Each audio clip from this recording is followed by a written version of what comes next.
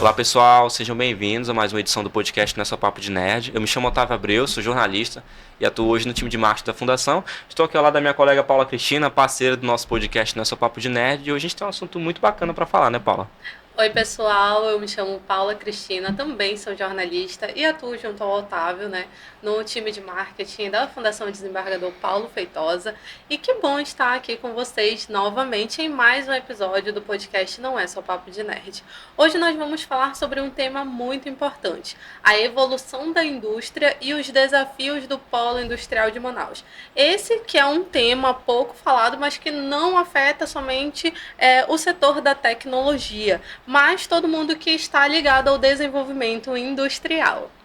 A gente está acompanhado aqui de dois especialistas no assunto, né, Paula? Que conhecem muito bem o tema de tecnologia, tem uma conexão bastante importante, né, com a área da indústria também, que é o Mitsuyoshi, que é também o Wellington Rodrigues, que estão aqui com a gente. Sejam bem-vindos. Muito obrigado. Vamos começar então?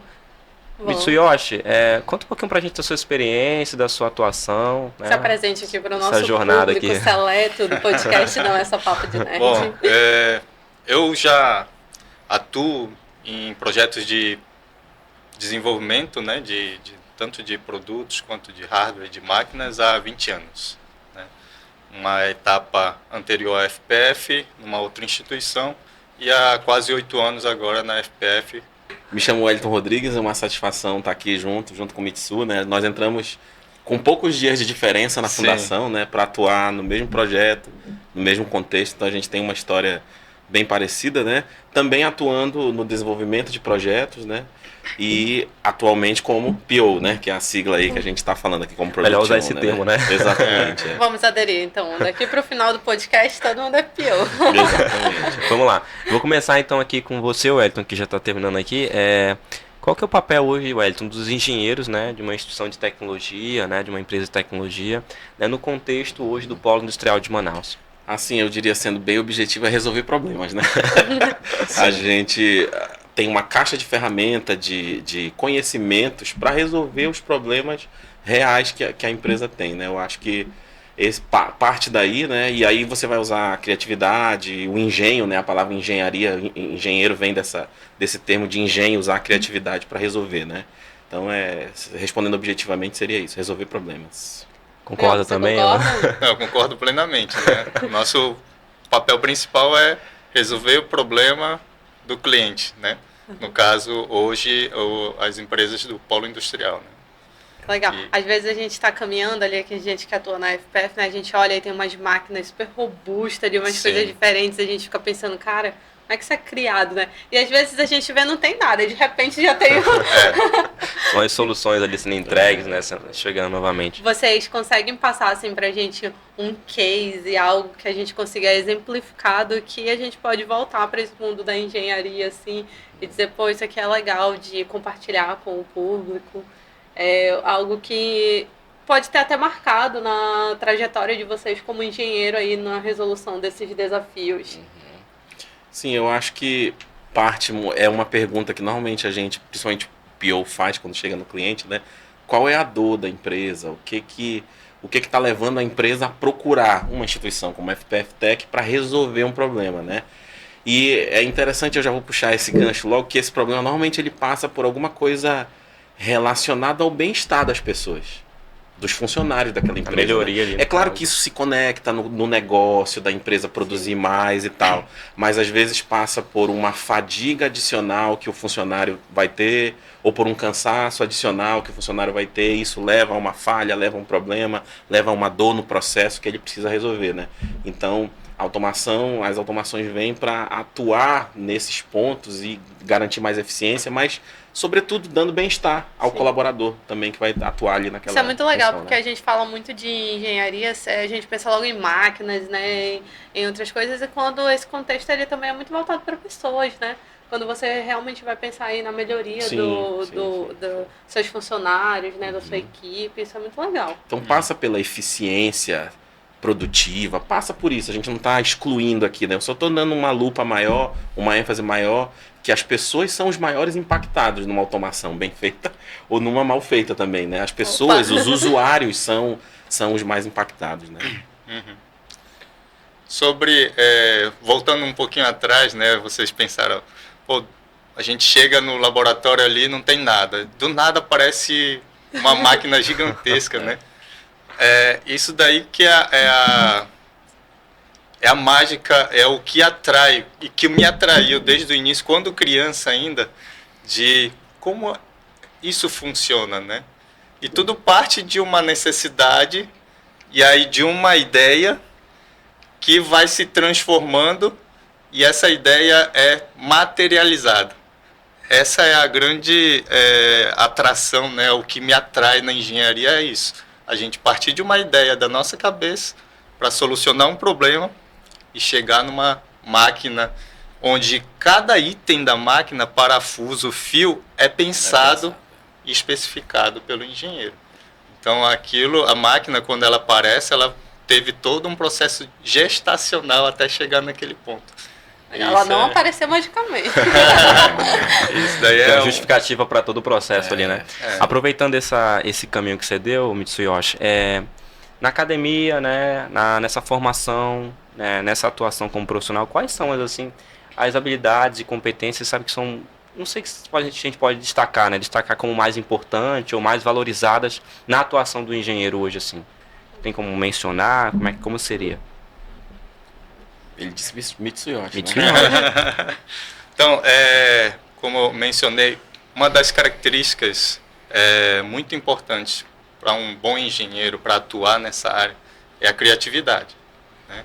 Criatividade, porque imagina, você tem um problema, você chega lá no processo, no cliente, ele fala qual é a necessidade, a gente olha aquilo ali e daquela conversa e daquilo que a gente viu, a gente tem que bolar uma solução, né? Que não é só uma máquina física, tem toda a parte de controle, tem a parte de software, tudo está relacionado e a gente tem que pensar nisso tudo para chegar numa solução, né? Então, criatividade é muito importante. Outra característica é sempre estar aberto a aprender coisas novas, porque na nossa área, principalmente, as tecnologias elas vão se atualizando de forma muito rápida, principalmente nessas últimas 2 décadas, né? Eu tive aí a experiência de poder viver uma transformação digital. Sim.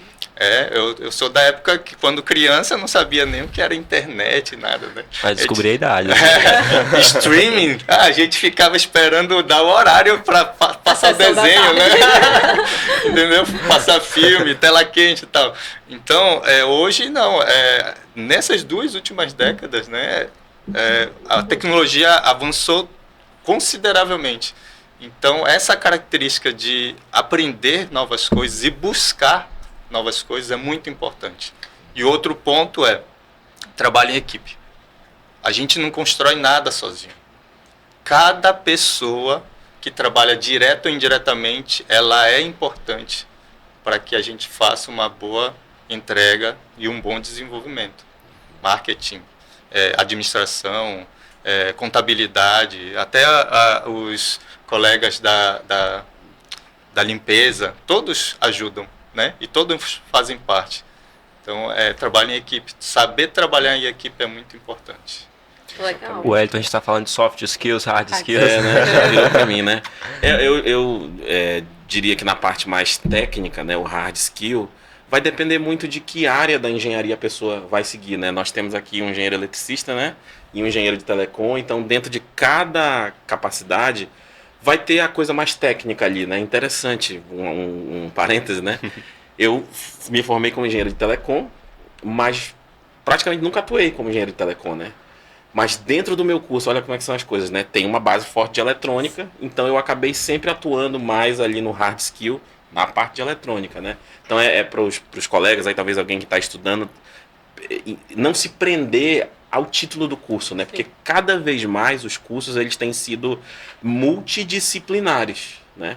Então, quanto mais, por exemplo, conhecimento de mecânica eu tenho como engenheiro, isso vai se acoplar ao meu trabalho do dia a dia lá no Instituto de Pesquisa, que é uma coisa que nem está na minha grade curricular de engenheiro de telecom, por exemplo, né? Mas o conhecimento que eu tenho de mecânica, exatamente como o Mitsu comentou, vai complementar todo aquele conhecimento, né? Então, na parte técnica está muito ligado à disciplina da engenharia, mas no soft skill a gente pode falar de forma mais geral, mais genérica, né? Eu concordo com a questão do trabalho em equipe, é fundamental, né? E também menciono a questão da comunicação, porque os elementos que existem ao nosso redor são seres humanos, né? O cliente é uma pessoa. Sim. O nosso colega de trabalho é outra pessoa, o nosso líder, o nosso chefe, o nosso superior é uma pessoa, o nosso fornecedor é uma pessoa. Então, se a gente não se comunica direito, na minha opinião, o soft skill de comunicação é o maior superpoder aí que um profissional pode ter, né? E, claro, aquilo, né? Já você me pediram para falar de soft skill, né? Comunicar não é... Eu falei, não é só isso, né? Aí o engenheiro de telecom vai dizer, né? Que é transmitir a mensagem... Essa mensagem tem que chegar lá, tem que ser decodificada, o que a pessoa entendeu, né? Isso é comunicação, é transmitir, falar, mas é também ter a certeza de que eu fui entendido, né? Compreendido. Se fazer entendido. Se fazer entendido, fundamental. Gente, isso é muito legal porque entra justamente nessa abordagem que a gente fala hoje da pessoa não ir só para a academia, pegar aquilo que ela estudou ali e achar que aquilo vai resolver a vida, né? Isso. Hoje, por exemplo, você atua como professor na nossa escola tecnológica, exatamente, né? Exatamente. E quando você olha assim, os alunos ali desenvolvendo, você consegue transmitir isso para eles também como ponto? Eu tive que conversar com o coordenador do curso para apontar um pouco a disciplina. A disciplina que eu ministro lá, ela me permite isso, né? Então tinha um aspecto técnico forte, mas ela me permitia virar um pouco o canhão para o outro lado de que eles precisam desenvolver essas habilidades comportamentais, né? Porque elas são fundamentais a um profissional. Não existe uma frase que o pessoal repete bastante aí, que é: nós somos contratados pelas nossas capacidades e habilidades técnicas, o hard skill, mas demitido pelo soft skill que falhou em alguma coisa. O senso de urgência, faltou trabalho em equipe, faltou comunicação, ou está desajustado, né? Então são elementos muito fundamentais aí, o soft skill. Não, e ainda nesse ambiente acadêmico, a gente pode observar até reflexo de mercado, né? Que a gente vê assim, turmas que começam, né, com um boom de alunos, Sim, e aí quando você vê lá na reta final, tem 2, 3 alunos. E isso se repete também no curso de engenharia, Os né? cursos de engenharia vão ter uma... 99,9% também das disciplinas são focadas no hard skill, né? Ok, eu entendo que é fundamental isso, mas talvez a gente pudesse aplicar mais coisa de empreendedorismo, de administração financeira e também dessa parte soft skill que eu acho que são fundamentais aí, né? Sim. Afinal de contas, muitas vezes um engenheiro formado, ele vai empreender, né? E aí se ele não tem essa base, ele vai ter que buscar essa base, né? É muito importante aí, né? Aproveitando o fio de falar de desafios, né? Então, Wellington, Mitsu, quais são assim, os principais desafios hoje que os engenheiros eles enfrentam, né, para adaptar as tecnologias às necessidades do polo industrial aqui de Manaus? Pode começar. Hoje um dos grandes desafios nossos, né, como enquanto engenheiro e enquanto instituição, é desenvolver uma solução de automação que resolva o problema do cliente e que se mantenha, né, duradoura, confiável, robusta, né, de modo que haja um payback, né, vamos dizer assim, um ROI atrativo para aquele investimento, né? E isso é um desafio para a gente porque pela característica das empresas aqui no Polo Industrial de Manaus, né? Então exige da gente desenvolver soluções muito flexíveis, né? De modo que ela resista ao máximo de tempo possível nas mudanças constantes dos produtos que as fábricas daqui montam, né, produzem. E é como você mesmo disse, né? O avanço tecnológico ele está indo de uma maneira tão rápida que até mesmo os engenheiros, né, que projetam, no caso vocês, precisam acompanhar esses avanços, né? Sim. É interessante porque a tecnologia que nós, usuários, todos estamos tendo nas nossas casas, né? Ela vai impactar primeiro lá na indústria, que é onde a gente está atuando. Então vai chegar algum dispositivo muito mais tecnológico ou muito menor, por exemplo, que as fábricas vão ter que se adaptar, porque de repente algum processo que é manual hoje num produto maior, agora com um produto menor ele fica inviável, então precisa automatizar ou precisa inspecionar alguma coisa muito mais restrita, né? Então o impacto chega primeiro na gente, né? No desenvolvimento das soluções de automação, e o usuário final ele só vai utilizar mesmo aquilo, né? Eu ia complementar também o que o Mitsu comentou no que diz respeito ao desafio, né? Que é fazer a solução confiável, robusta, no menor prazo e com o menor custo. Isso. Esse é o mundo perfeito aí pra que se ontem. busca, né? E para ontem, exatamente. É isso que colocam pra gente, né? É um grande Quando desafio. a gente vai visitar um cliente para elaborar uma proposta. Exatamente. Não, Tem que ser bom, barato e durável. E flexível. E rápido, bora. Exatamente. A gente hoje sabe, né, Mitsu e Wellington, que as indústrias, né, elas possuem diversos setores, né? Certo. Diversos segmentos ali, né, dentro dessa empresa, né? E como é que isso ele impacta ali diretamente para as soluções tecnológicas ali? Quais são as dificuldades ali que são Porque encontradas? uma hora com você tem que fazer para telefonia, outra hora é uma empresa de TV, São notebook, infinitos segmentos ali, né? né? São Sim, sim. Então, os problemas eles são similares, né? O que vai mudar ali é o fim, né? O alvo. Mas eles, de forma geral, eles são similares. O desafio está principalmente, no nosso caso específico, né, de desenvolvimento de soluções de automação industrial, ou até mesmo de hardware, né? Entre esses segmentos, esses diversos segmentos, é o TACT que a gente chama, né? O TACT time, que é o tempo que cada processo deve ser executado. Né? Agora usar Então, no marketing. Então, dependendo do segmento e do produto, a gente tem um tact time de 1 minuto, A cada 1 minuto sai um produto ali. cada na 1 mesa. minuto sai um produto, então eu tenho que fazer a operação em 1 minuto, ok? Tem produtos que tact time é de 30 segundos, tem de 10, tem de 6, né? E tem de meio, né? Caramba. E a gente já desenvolveu soluções abrangendo toda essa gama aí, né, de produtos, de segmentos. A né? inovação, ela tem que estar No extremamente sangue. ligada. A gente tem que só pensar em soluções diferenciadas aí, utilizando produtos e dispositivos aí, estado da arte, né, lançamento e tal.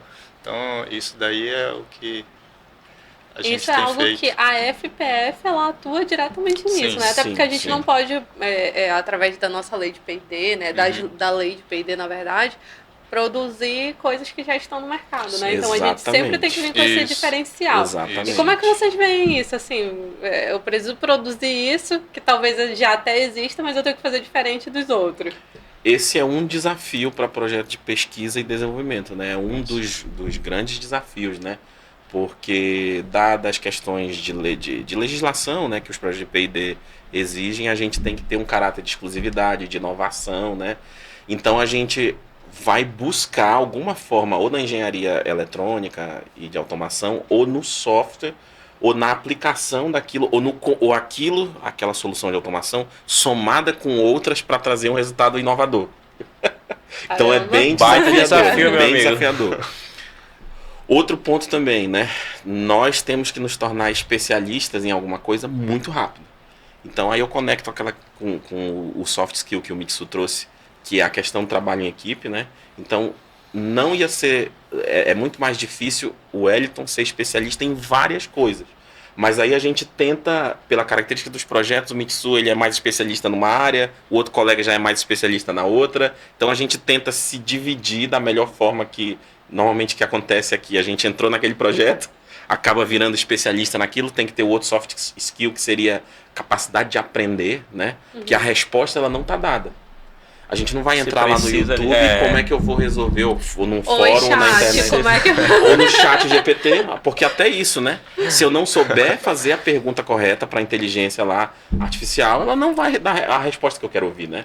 Então, a gente tem que ter essa capacidade de encontrar o caminho, porque, como exatamente você falou... Pesquisar de fato, né, para conseguir chegar numa Isso. solução. A solução que a empresa está buscando é tão exclusiva que não existe no mundo uma máquina que faça aquilo. Esse é o nosso dia a dia, né? Não existe. Mesmo que a empresa quisesse, tivesse todo o dinheiro do mundo para exportar uma máquina lá, não existe a máquina, porque o processo de produção dela aqui é tão específico que a gente tem que construir uma máquina exclusiva. Né, como, por exemplo, no varejo, escolher um produto ali e achar que esse produto vai te atender, né? Uma demanda específica, uma necessidade específica. Vocês precisam ali pesquisar e entender, né? O que eu ia complementar é justamente isso.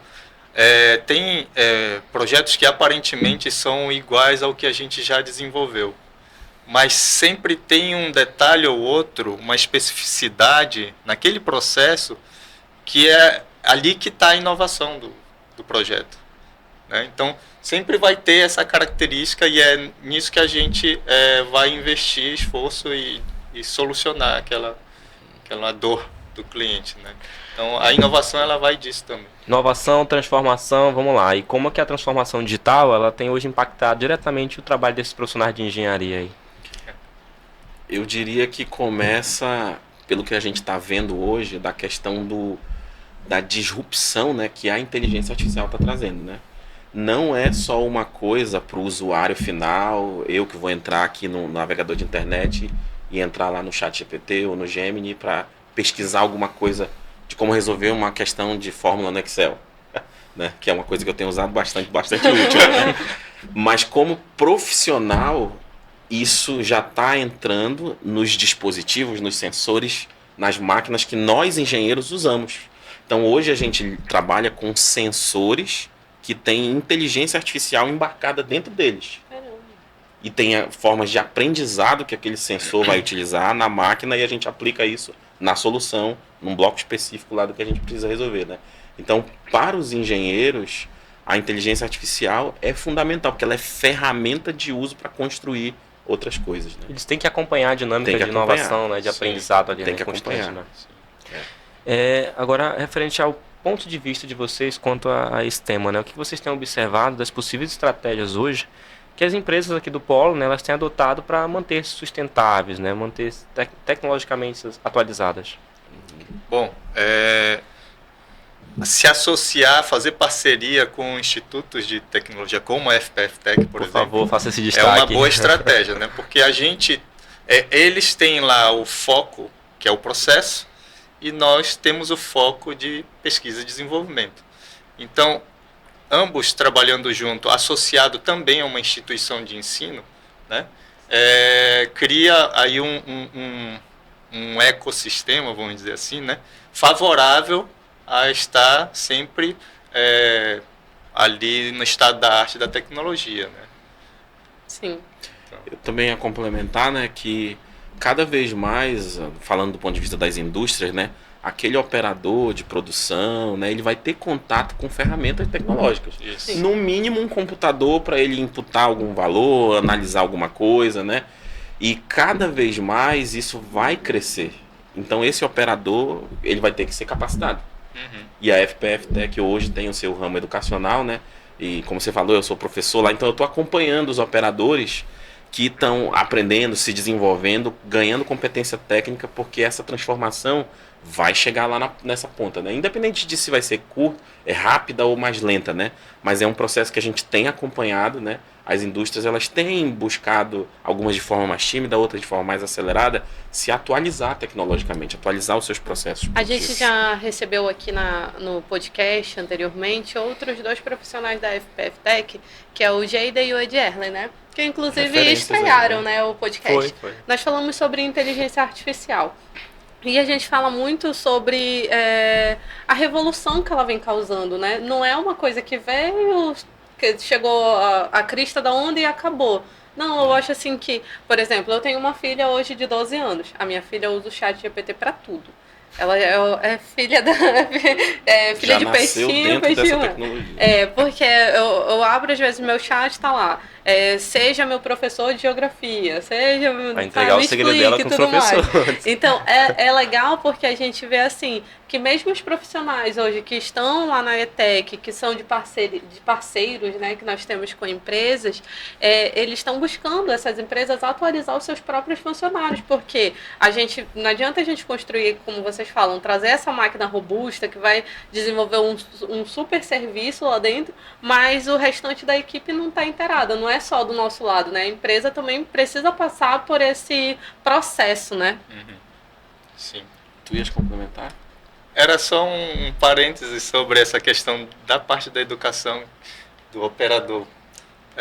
Certo dia eu estava no cliente, né, trabalhando lá, que a gente está em implantação, aí veio uma pessoa, um funcionário do cliente lá, chegou comigo, aí mostrou o celular, olha o que eu fiz, tal. Ele estava mostrando o projeto que ele tinha desenvolvido e apresentado na feira da escola. Né? Olha. Então, ali a gente vê o brilho, né? A gente vê o brilho nos olhos da pessoa, assim, com essa mudança, né? Então, abre aí um leque de oportunidade para essas pessoas. Né? E aí ele vai conversa com um colega, mostra para você, mostra para outras pessoas, e a gente vai disseminando isso, né? Porque eu acho assim que a tecnologia, ela não é algo que é passageiro, né?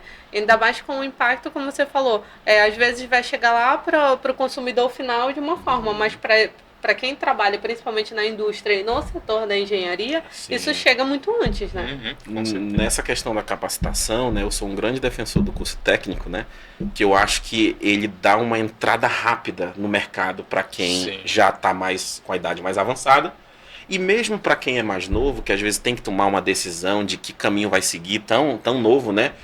Ok, 1 ano e meio, 2 anos, ele toma a decisão ali se ele gosta ou não daquela área e vai seguir uma ou outra coisa, né? Então eu sou um grande defensor, eu acho que o curso técnico ele é muito objetivo, muito focado. No caso da FPF Tech, os professores trabalham lá, então o dia a dia dos professores é no laboratório do nosso setor de desenvolvimento e em outro horário eles estão lá dando aula, né? Ministrando, e isso faz total diferença para os alunos, né? Porque a gente leva os cases do dia a dia. Eu mesmo levo logo a primeira aula, eu levo os alunos lá no laboratório para olhar as máquinas, para explicar onde eles podem atuar, os ramos de atuação ali, os desafios que tem, né? Eu gosto de fazer isso sempre na primeira aula para eles essa disciplina que eu ministro é no primeiro período, a primeira disciplina. Então é para de cara já eles terem uma ideia do que eles vão encontrar pela frente. Abrir um leque de oportunidades. Exatamente. Ali, né? Entendeu? Acaba que às vezes até o mesmo tema de tecnologia, né, parece ser um pouco obscuro, né? As pessoas têm um certo medo, né, de cursar, de entrar nesse ramo, que né? Difícil, vai ser muito vezes, difícil. Né? Não sei, pode ser que seja. Vocês estão aqui desafios, para falar um né? pouquinho sobre isso. Tem seus desafios, mas é só continuar caminhando, né?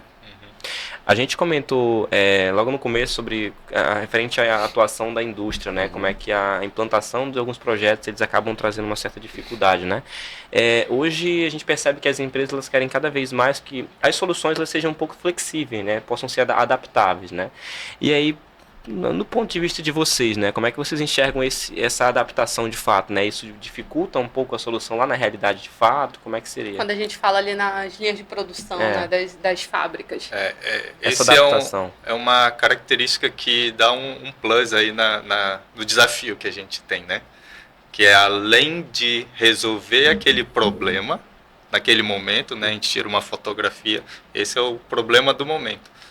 A máquina ela tem que estar, né, ou a solução como um todo, não necessariamente uma máquina, pode ser um software, a solução como um todo ela deve estar preparada para novos produtos, né?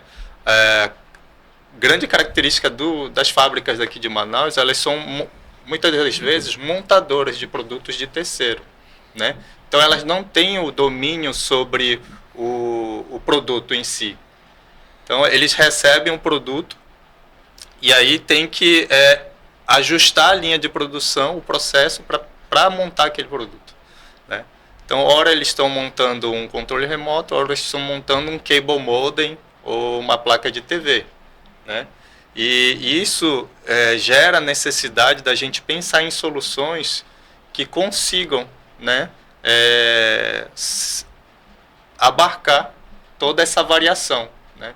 E esse é um grande desafio que a gente enfrenta, né, e vem enfrentando a cada projeto que é demandado, né? Mas temos soluções, né, desenvolvidas e em desenvolvimento com essa característica, né, de flexibilização. Muitos projetos têm nascido assim, o requisito já principal do projeto olha, eu preciso ter flexibilidade e tal, né? E por que esse desafio é tão grande? Porque é muito desafiador e difícil fazer um equipamento tão flexível quanto um ser humano. Quando a gente fala dessa flexibilização, a gente está falando de transformação digital ali, quando a gente já entra no campo da indústria 4.0, seria nesse caminho de você ter, como eu posso dizer, análise de dados para entender como é esse processo de flexibilização? Dentro da ideia da indústria 4.0 tem uma parte que está relacionada com isso, né? Então, hoje a gente está acostumado a ver máquinas que é uma caixa preta ali em que o produto entra, ele é processado e sai, né? Então, hoje com todo esse movimento da indústria 4.0, que é a parte de transformação digital, processamento de dados e tudo mais, tem também uma parte que está relacionada com a modularização das soluções, né? Então, máquinas que antes eram um módulo único, hoje elas estão passando a ser módulos distintos, trabalhando juntos. Isso aumenta, né, a possibilidade de flexibilizar o uso daquela máquina na variação de produtos. No caso, para ela ter atualizações se for necessário no futuro. Para É. que ela não se torne ali inoperante. Isso. Então, nesse contexto aí, nesse exemplo que eu citei, ao invés da empresa, né, tirar a máquina todinha e colocar uma nova para atender aquela necessidade, ela pode tirar somente um módulo para poder receber e trabalhar com aquele... E ter uma durabilidade de funcionamento também maior, né? E com Seria isso a gente consegue aumentar, vamos dizer assim, a vida útil da solução. Eu acho que é isso que as empresas aqui do Polo devem buscar, né? Sim, elas buscam bastante. Esse é um dos pontos que, como a gente falou, o projeto muitas vezes nasce com esse requisito sendo o fundamental, porque a característica daquela linha de produção, a cada 6 meses, no máximo, passar um produto novo, um produto diferente, né? E aí é comum, normalmente, né, faz até parte do nosso procedimento, no início do projeto, a gente fazer uma imersão, um refinamento, para coletar o máximo de informações possíveis. Entender expectativas, né? Sim, e que essas informações vão permitir a gente ter uma visão ampla do que pode vir pela frente, para tentar fazer a máquina buscar fazer a máquina mais flexível possível. Surgiu uma curiosidade aqui, vocês já chegaram assim a se deparar com algum desafio que vocês disseram, cara, eu não sei se vai ser possível isso se concretizar, já aconteceu? Quase sempre ou não. Já sei que foi essa semana? Aí a ideia surge assim, vai dar, eu consigo. Como a gente trabalha com pesquisa e desenvolvimento, né, essa característica aí é inerente a esse trabalho, entendeu? Isso daí caminhando junto ali. É só mais um dia. Porque assim, pesquisa, não necessariamente a gente vai ter um resultado positivo, vamos dizer assim. A gente espera ali, todos né, os resultados eles são positivos, né? Mas aqueles que são aplicáveis ou não são, né? Uhum. Mas a gente sempre busca, claro, e nós temos conseguido alcançar, né, entregar soluções que vão ser utilizadas, né? Mas isso daí logo no início Quando recebe, né, a demanda, então, meu Deus. Para isso, o que a gente faz? A gente usa técnicas, né, de metodologias aí para poder ir desmistificando esse bicho aí, né? Porque a gente não sabe a resposta. Só que a técnica que a gente aprende, e o trabalho em equipe. Isso. A experiência somada do corpo de engenharia que a gente tem lá, né? É muito comum a gente fazer as análises críticas, que é quando um colega, digamos assim, bate com a cara na parede do conceito, né? Encontrei um desafio, a gente chama todo mundo para destravar, né? Às vezes a resposta não vai sair dali, mas a gente faz um incremento que depois vai chegar nos passos necessários para destravar aquele problema, né? Então isso é muito comum. Quando vocês passarem lá na fundação e ver o grupinho reunido, né? É porque está fazendo o que a gente chama de análise crítica, né? Para tentar destravar algum projeto que... Não é à toa que a FPF Tech está completando 26 anos, né? Diversos Trazendo esses projetos né? entregues. Sim. Isso é muito legal de ver, porque hoje a gente tem o reconhecimento, né?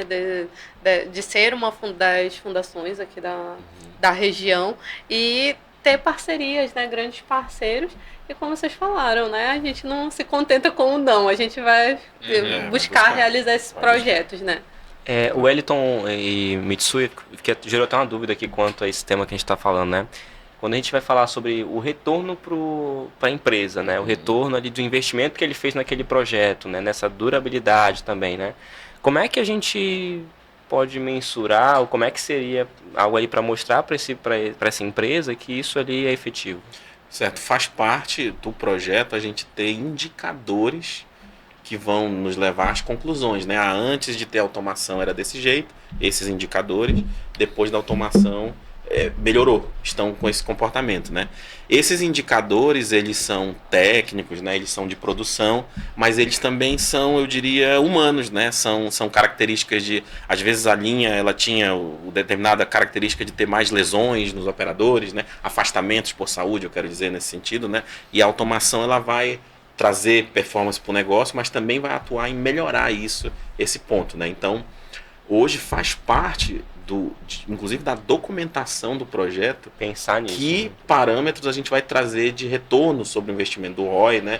Tanto de aspectos financeiros, aspectos produtivos e os aspectos da saúde ocupacional dos funcionários, né? Essa é uma preocupação.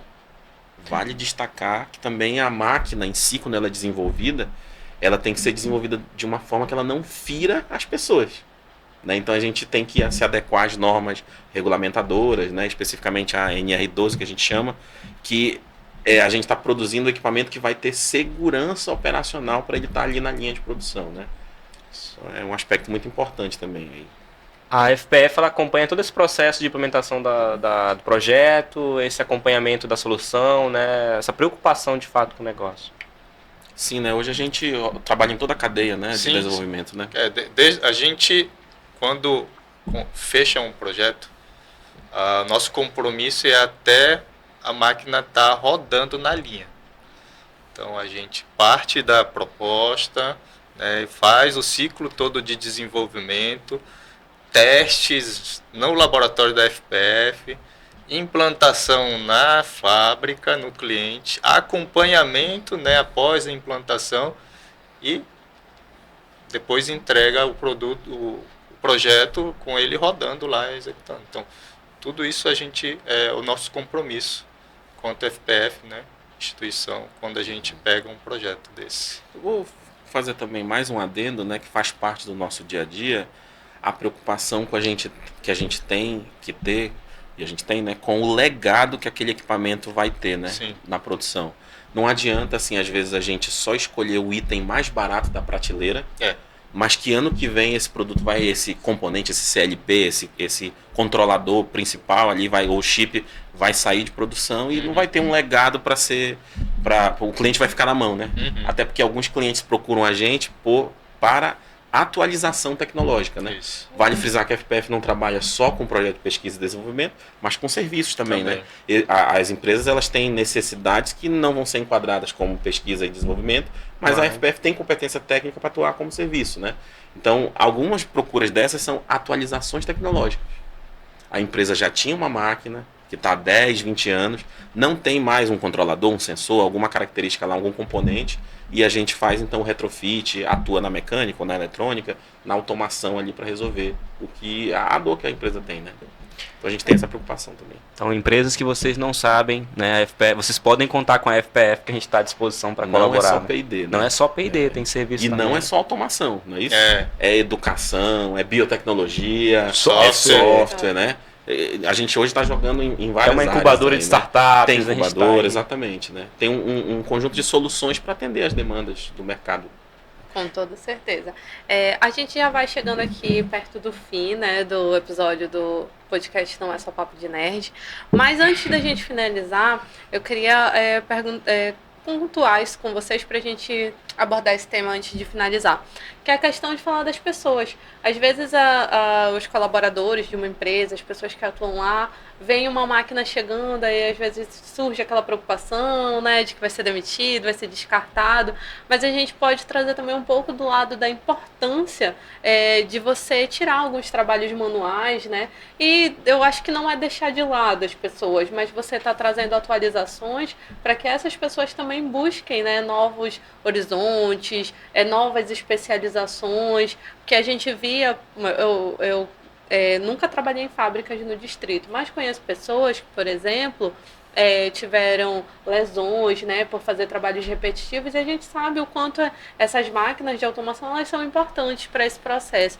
Mas quando a gente fala de pessoas, como vocês veem o papel dessas máquinas para atuar assim, nessa prevenção? Então, uma das grandes motivações das empresas que procuram a gente, né, a instituição, é justamente para tratar de alguma questão de melhorar a condição de trabalho das pessoas, né? São trabalhos repetitivos, muitas vezes trabalho pesado, né? E que com o tempo, né, começa a dar afastamento, né? Então, trazer riscos à saúde, né? Isso. Né? Então, as empresas demandam, né, esse tipo de projeto para a gente minimizar, vamos dizer assim, né, esse desgaste das pessoas. Muitos, vou falar, ainda tem aquela mentalidade, né, tem uma certa resistência, então na fase de implantação a gente tem mais esse desafio, né, porque a gente chega lá alguns comentários com ali. uma máquina de automação, então as pessoas quando não conhecem elas ficam com medo, né, e com receio, e instintivamente, né, vão aflora ali o instinto de sobrevivência, né? Então há situações em que a gente deixa a máquina de um jeito, no outro dia alguma coisa aconteceu. Algum terremoto, né? Alguma coisa. Mas assim, mistério. O que eu posso colocar aqui? O objetivo principal da automação como um todo sempre foi tirar esse trabalho braçal, pesado, repetitivo da gente, das pessoas, para que a gente concentre esforços naquilo que tem mais valor, né? Então, aos poucos a sociedade tá entendendo isso, né? E não tá mais tendo tanta resistência, né?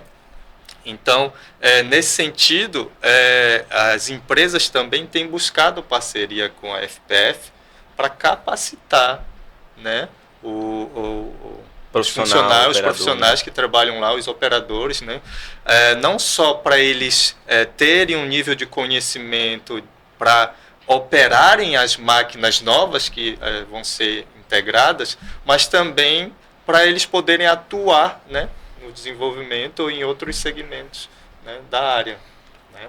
Então tem esse cuidado também, né? Não é só chegar lá e vamos tirar essa pessoa, vai sair daqui e tal. Então, o propósito é a gente melhorar a condição de vida. O profissional passa daquele papel de assumir alguns trabalhos mais braçais e repetitivos, né? Às vezes para assumir a máquina, então seria isso, para manutenção do aparelho. Para ter um trabalho mais técnico, para ter inclusive uma remuneração maior, com o incremento de conhecimento que ele teve, né?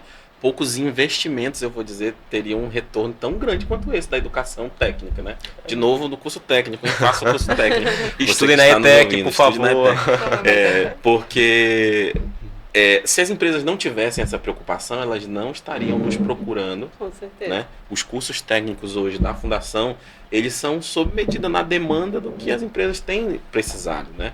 Têm necessitado. Então, eu acredito que se não fosse preocupação, se a preocupação das empresas fosse simplesmente nós vamos substituir vocês, humanos, né, por essas máquinas aqui, elas não estariam lá buscando a FPF para parceria, tanto de curso técnico quanto curso de extensão, para capacitar os seus funcionários, né?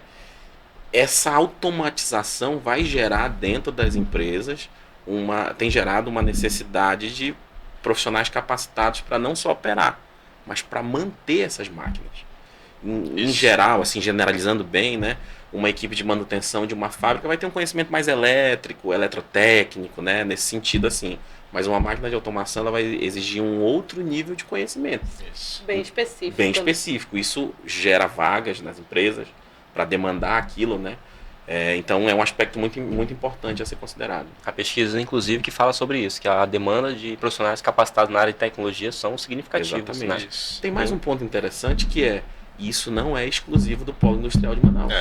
Qualquer lugar do mundo que tenha uma fábrica dessas tecnologias que a gente está usando, elas são globais, né? Elas são cada aspecto do CLP lá, ou marca de CLP que a gente usa, é uma marca global, que em qualquer lugar do mundo a pessoa vai poder utilizar aquilo ali, né? E esse é um cuidado que a gente tem ao desenvolver uma máquina, é especificar itens e componentes que estejam alinhados com o conhecimento da empresa. Né? Então a gente consulta qual é a marca que vocês costumam trabalhar para esse tipo de dispositivo. Qual é o tipo de mecanismo que vocês costumam trabalhar? Por quê? Para que quando a gente entregar a máquina de automação, a automação em si, o próprio corpo técnico que já está lá, né, de manutenção, consiga dar continuidade. E dentro do processo de entrega de projeto que a gente faz, tem lá uma etapa de transferência de tecnologia, que é onde a gente passa todas as informações da máquina para que eles possam dar continuidade. Isso chega até no nível de qual é a linguagem de programação do CLP que vocês têm preferência para usar, para que essa transição seja a menos abrupta possível, né? Então a gente chega nesse nível aí de preocupação. Muito bacana, acho que a gente está chegando ao fim de mais uma edição do podcast Nessa Papo de Nerd, mas eu queria que vocês deixassem uma mensagem para as empresas que hoje estão buscando desenvolver soluções para as suas necessidades ali no chão de fábrica, né? De como elas podem contar com a FPF, né? Eu posso começar aqui falando que a gente não tem feito automação na FPF, a gente não busca, não é o objetivo principal que a máquina seja o mais bonito possível, ou a mais cheirosa possível, vou colocar assim dessa forma, né? Mas a gente procura alinhar o projeto sempre às demandas do negócio do nosso cliente, né? A gente está a todo momento pedindo para o cliente participar das reuniões, participar do processo de decisão, né? Todas as áreas dentro do cliente, porque a gente quer cada vez o cliente é o especialista no negócio dele e a gente quer aprender, pegar isso cada vez mais do cliente, né?